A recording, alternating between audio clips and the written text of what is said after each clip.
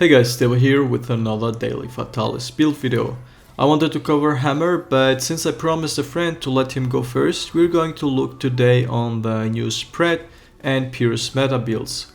I'll be most likely covering Hammer for tomorrow, but working 16 hours a day slowly gets me exhausted, so I can't promise much. So yeah, the new VOR BUSTER is truly busting monsters' brain cells. The Fatalis heavy Bowgun upgrades the Spears ammo, normal ammo and spread ammo. It also has other useful ammo such as Sleep and Paralysis level 1, which is completely enough and super fast to status the monster. So how much stronger is this heavy Bowgun than the Safi Bowguns? Well, the funny thing is, damage wise they hit exactly the same when maxed out, but this Bowgun comes with 2 additional bullets, which is kind of a big deal in combination with true razor sharp. Like, you won't be even reloading anymore.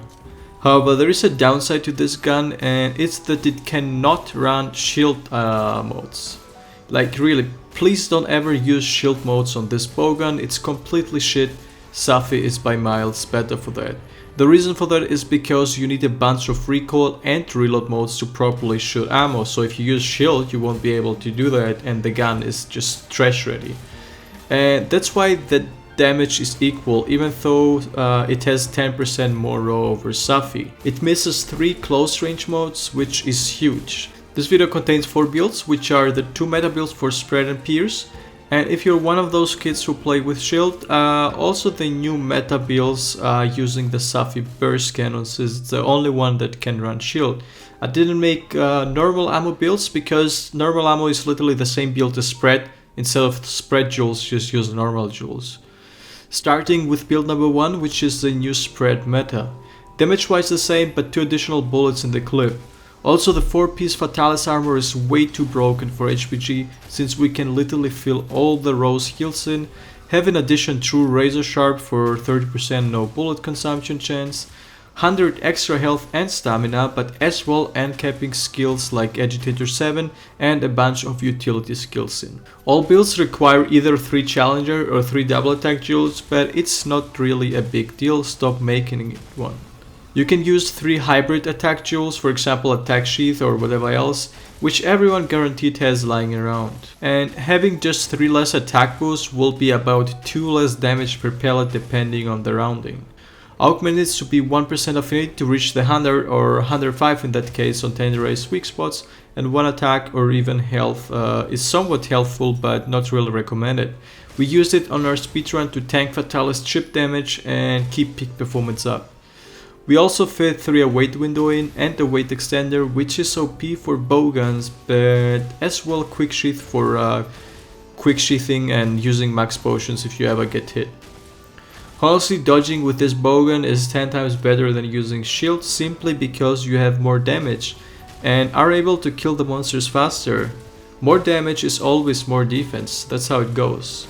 Which is what heavy bowguns are in this game. You play like a Chet glass cannon, or you use a brain dead shield with less DPS and melee weapons, but therefore are a little bit more safe.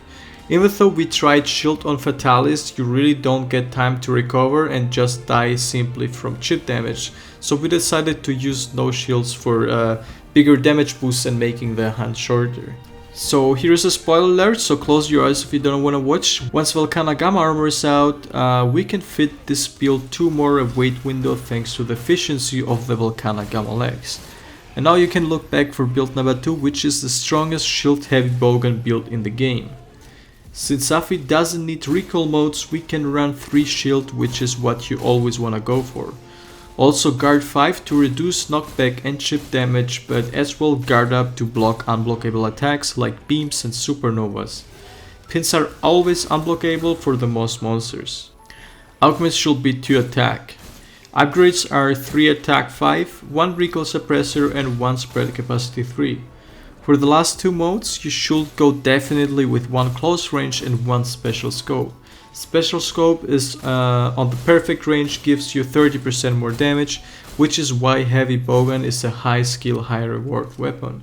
I can understand scope is very bad for the eyes, especially on console where you cannot remove the flash effects or the black scope, so feel free to use another close range. It will be 20% less damage, but at least your eyes won't hurt and you will be more consistent, I guess, with the crit range.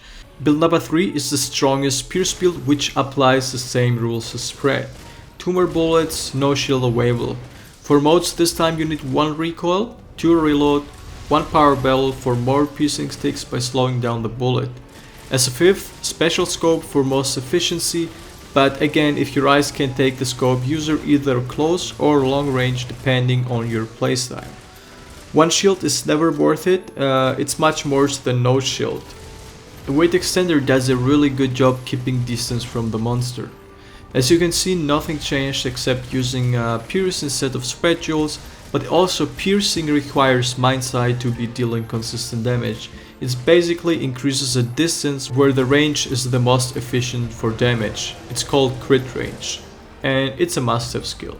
Augment should be 1 affinity and 1 attack, or 1 health regeneration if you think you will get hit, but I don't recommend getting hit, guys. So here is again a spoiler alert.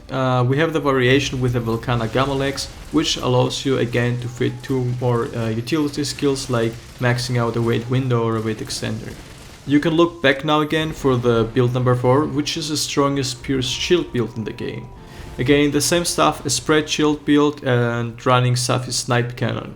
Shield of course doesn't run peak performance since its purpose is to get hits and block it, and by blocking you basically lose always somewhat on health. Augment should be a double attack. Upgrades are 3 attack, 1 pierce capacity level 3 and 1 recoil suppressor for faster shooting. Modes again of course, 3 shield, 1 power barrel for more ticks, and the last one can be either long or short range depending on your playstyle, but here again scope is the most damage.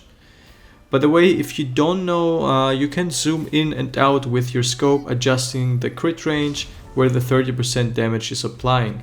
Basically when it glows orange, if the pointer is on the even target, you're getting your damage buff. After I was done with the video, I actually added one more build because, you know, pierce and weakness exploit usually doesn't go well. It works, it does work if you're able to keep the body tenderized, especially now that the tenderizing was extended to last for 3 minutes.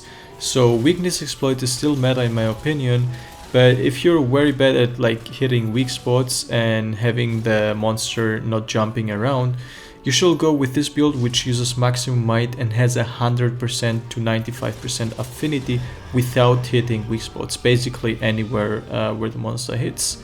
But therefore you lose a shitload of row, and therefore in my opinion using the weakness exploit build, even if you don't hit always weak spots, is more damage because of how much more row you can fit in. So yeah, up to you guys. I just wanted to include this build because I know people gonna cry about weakness exploit again. So here you go. So yeah, that was it. Hope you guys enjoyed this video, and if so, be sure to leave a like and comment down below what you wanna see next from me. Also don't forget to subscribe for more awesome builds, guides and speedrun videos. And with that said, I wish you all a nice day and happy hunting, guys.